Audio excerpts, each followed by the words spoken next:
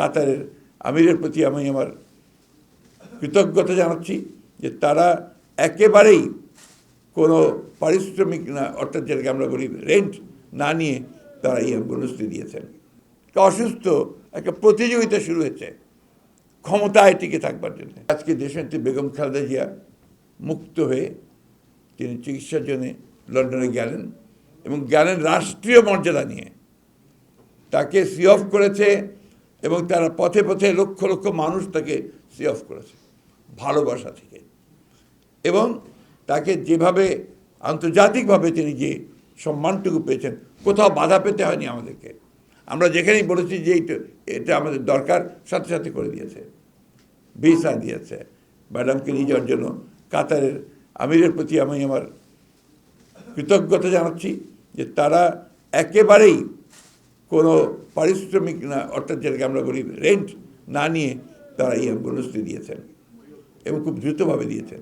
আমি ধন্যবাদ জানাই ব্রিটিশ সরকারকে যে তারা সেখানে তারকে যাওয়ার ব্যাপারটা নিশ্চিত করেছেন এবং সেখানে আমাদের যারা আছেন, আমাদের ভারপ্রাপ্ত চেয়ারম্যান তারেক রহমান সাহেব সহ তারা সেখানে তার চিকিৎসার ব্যবস্থা শুরু করেছেন।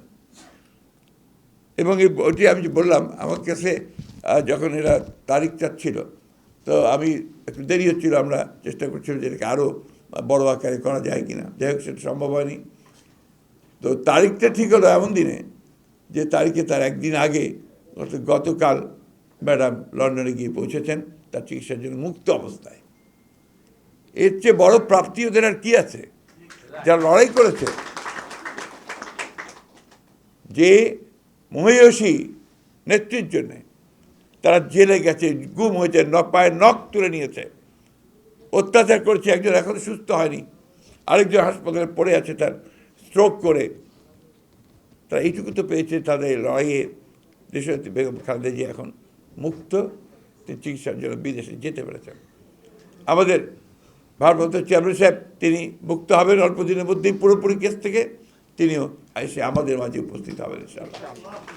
আমাদের যে ত্যাগ, আমাদের জনগণের, আমাদের ছাত্রদের, আমাদের যুবকদের, আমাদের স্বেচ্ছাসেবকদের, আমাদের মহিলাদের, এটা কোনো মতেই বৃথা যাবে না, বৃথা যায়নি।